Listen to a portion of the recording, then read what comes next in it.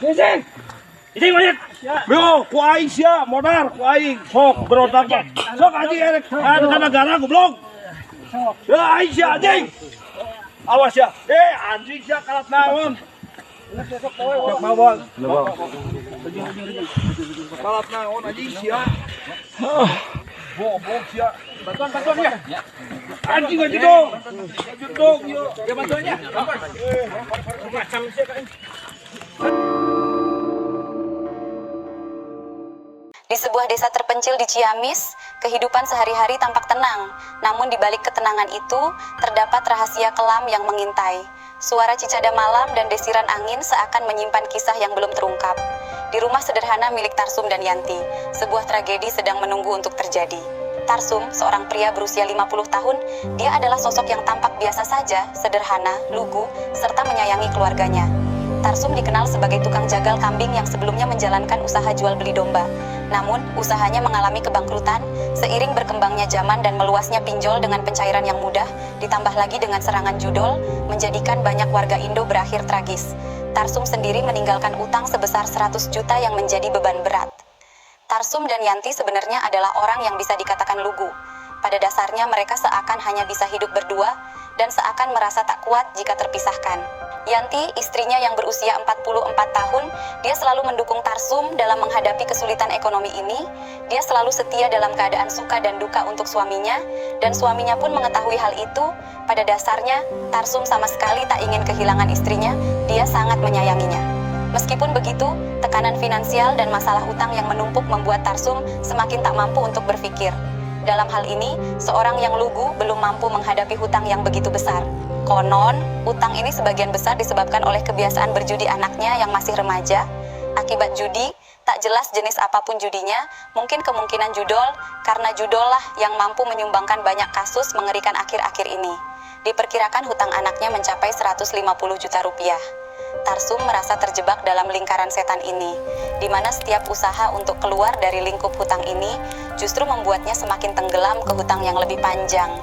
Dia baru sadar, untuk menutup hutang dengan cara mengambil hutang lainnya, malah menimbulkan 2 lubang hutang setiap bulannya.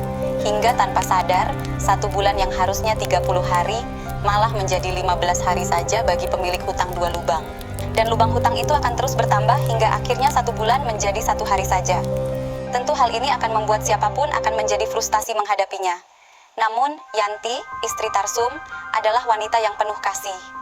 Dia selalu berusaha menghibur suaminya, meskipun dalam hatinya ia merasakan kepedihan yang mendalam. Setiap malam Yanti melihat Tarsum merenung dalam kegelapan, dan ia berusaha untuk memberikan dukungan. Tarsum pun bersemangat untuk melunasi hutang itu. Pikirannya selalu dimainkan untuk mencari cara melunasi hutang tersebut.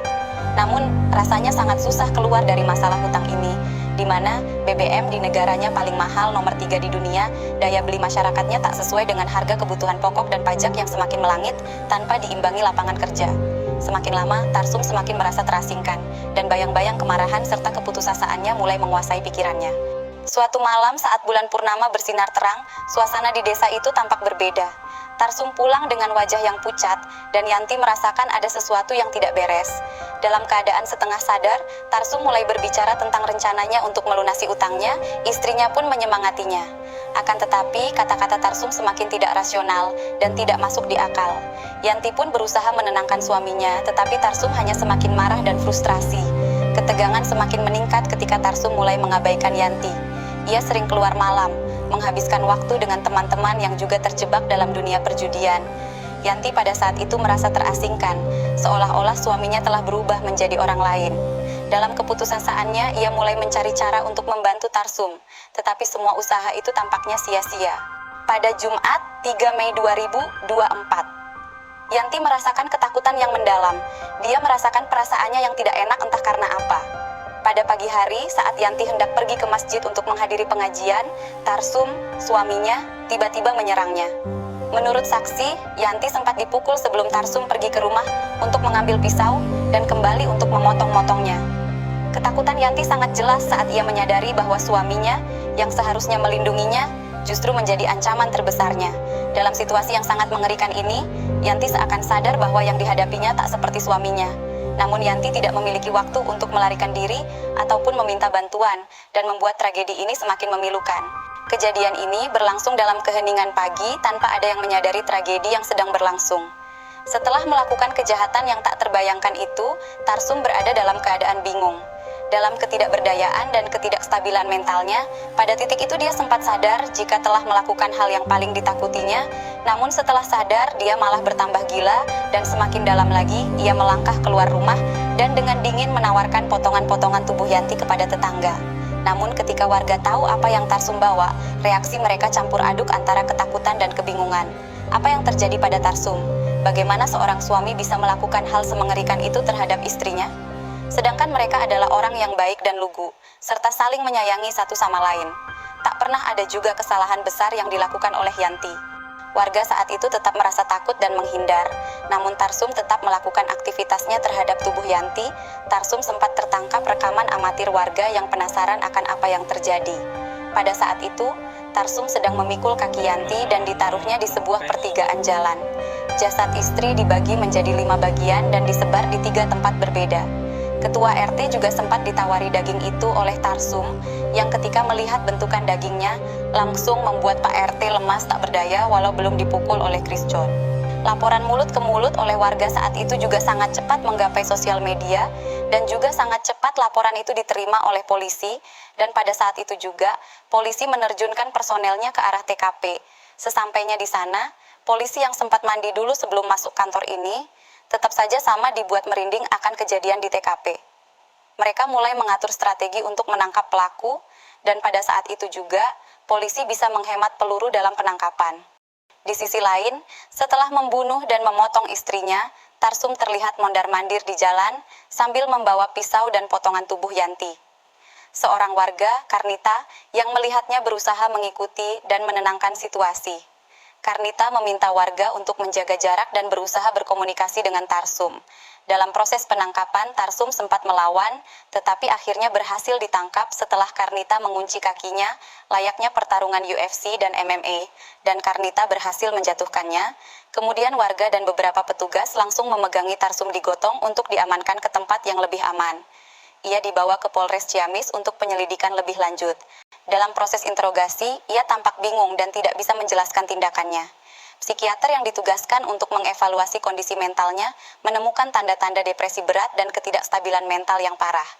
Tarsum mengaku merasa terjebak dalam kegelapan dan tidak tahu bagaimana cara keluar. Bahkan pada saat di dalam sel, Tarsum terus memanggil istrinya dalam keadaan penuh harapan dan ingin menangis. Tarsum terus menanyakan istrinya kepada siapapun yang melihatnya di sel, seolah dia ketakutan akan kehilangan istrinya.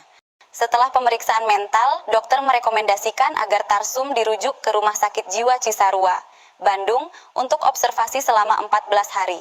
Proses ini bertujuan untuk menentukan kondisi mentalnya dan kelayakan untuk melanjutkan proses hukum. Tarsum menjalani observasi tersebut mulai 7 Mei 2024. Dan meskipun kondisinya membaik, pihak kepolisian masih menunggu hasil akhir dari observasi untuk menentukan langkah selanjutnya dalam kasusnya. Masyarakat desa yang awalnya mengenal Tarsum sebagai sosok yang biasa-biasa saja kini terpaksa menghadapi kenyataan pahit. Mereka mulai menggali informasi tentang kehidupan Tarsum dan Yanti, dan rahasia-rahasia kelam mulai terungkap. Bagaimana seorang suami yang dulunya dicintai bisa berubah menjadi monster? Apa yang sebenarnya terjadi di balik pintu rumah mereka? Bagi orang yang paham tentang betapa kasih dan setianya Yanti, tentu akan menangis mengetahui hal itu. Namun, bagi orang yang paham tentang Tarsum, juga tak kalah menangis. Mereka keduanya adalah orang-orang baik yang tak seharusnya jatuh ke dalam jurang depresi begitu dalam.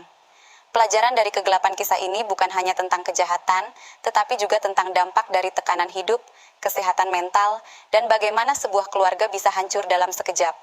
Bayang-bayang kegelapan adalah pengingat akan pentingnya komunikasi, dukungan emosional, dan kesadaran akan kesehatan mental, agar tragedi serupa tidak terulang di masa depan. Namun belakangan muncul klarifikasi oleh pihak keluarga Tarsum, yang kemungkinan adalah ponakannya, yang membantah bahwa kasus itu terjadi bukan gara-gara masalah pinjol ataupun judol.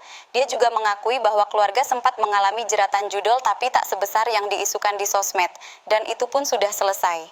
Menurut klarifikasi keluarga, Tarsum depresi memang karena sakit. Dia sering bicara sendiri dan tepok jidat sendiri, dan Tarsum pun sedang menjalani proses pengobatan.